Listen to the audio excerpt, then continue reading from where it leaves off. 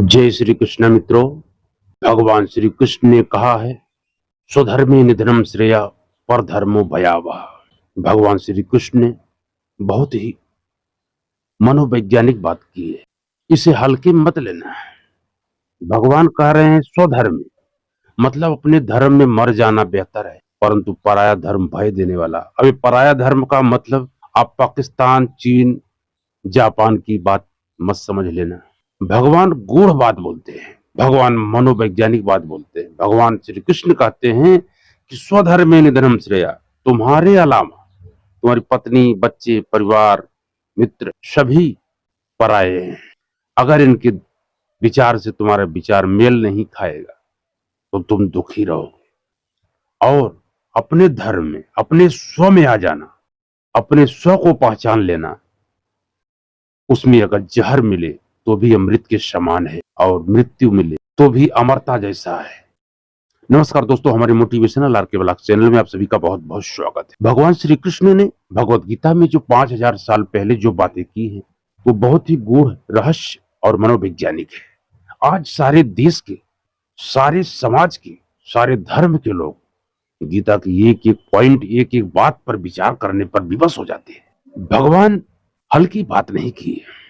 भगवान की बातें समझने के लिए उच्च दर्जा और श्रेष्ठ विचार की आवश्यकता है, तभी जाकर के आप उनकी बातों को समझ पाएंगे। नहीं तो आप स्वधर्म का मतलब कि हिंदू, मुस्लिम, इंडिया, पाकिस्तान या अपना पराया का भेद में ही परेशान हो जाओ। अपने स्व में जीना और स्व में मरना बहुत बड़ी ऊंची सिद्धि है। इसे सिद्ध करने के बाद योगी सीधा परमात्मा से तादात्म्य में उसका एकाकार हो जाता है, और भगवान कहते हैं कि वो फिर किसी भय में नहीं गिरता और अपनी अमरता की तरफ बढ़ता चला जाता है। दोस्तों, आप लोग जो चैनल बनाए हैं, चैनल को सब्सक्राइब करके बेल आइकन को जरूर प्रेस करें। और गीता ज्ञान, महाभारत ज्ञान और रामायण का जो लोग काल्पनिक कहते हैं, वो कान खोल के सुन ले मेरे दोस्तों। इस संसार में जो तुम्हारी बुद्धि से विपरीत है, नहीं समझ में आती, सीधी सीधी बात तुम्हारी खोपड़ी में नहीं बैठती है, उसको आप बेकार कहते हैं, उसको आप गलत ठहराते हैं। और कोई भी चीज इतनी आसानी से समझ में आ जाए, संभव नहीं होता।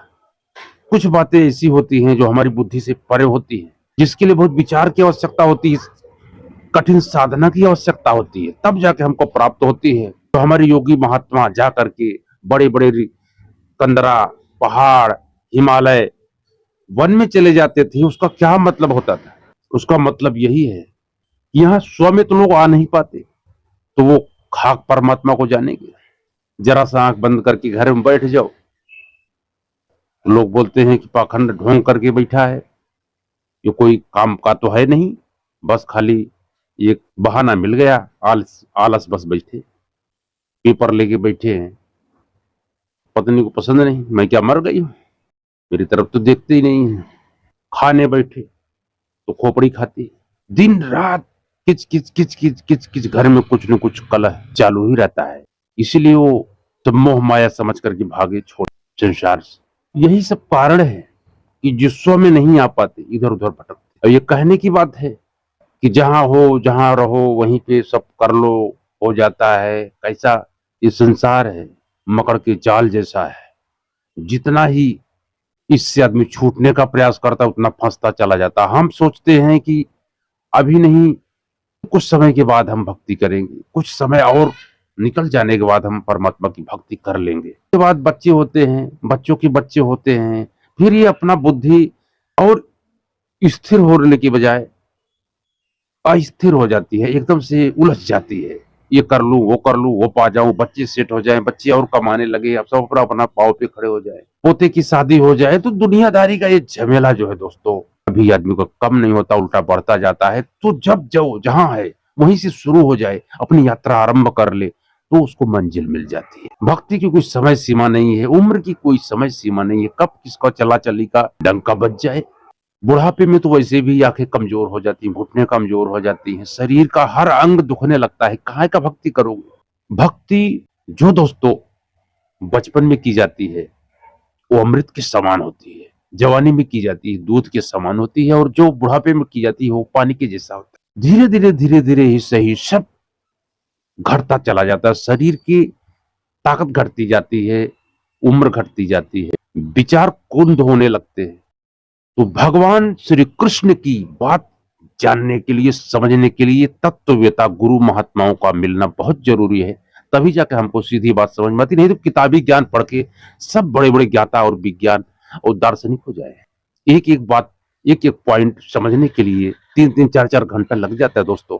इतना आसान नहीं है। एक श्लोक 3 घंटे तक चलता है।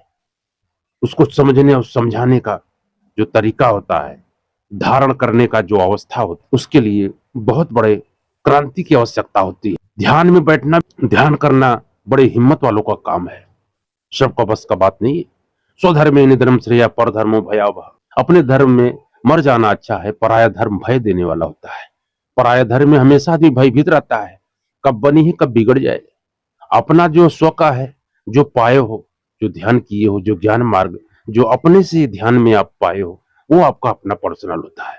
तो दोस्तों मुझे आशा है आप लोग ये भगवान की ये बातें आपको समझ में आ गई होगी। यदि आपको समझ में आ गई हो तो हमारी वीडियो को लाइक कर देना। चैनल नए हैं, चैनल को सब्सक्राइब कर बेल आइकन को जरूर प्रेस कर दें, ताकि ऐसा ही ज्ञानवर्धक मोटिवेशन आपको और प्रेरणादायी वीडियो आपको हमेशा मिलता रहे। तो मिलते हैं दोस्तों अगले वीडियो, तब तक आप खुश रहो, मस्त रहो, आनंद में रहो। यही हमारी सबके लिए दिल से शुभकामना है। जय श्री कृष्ण मित्रों।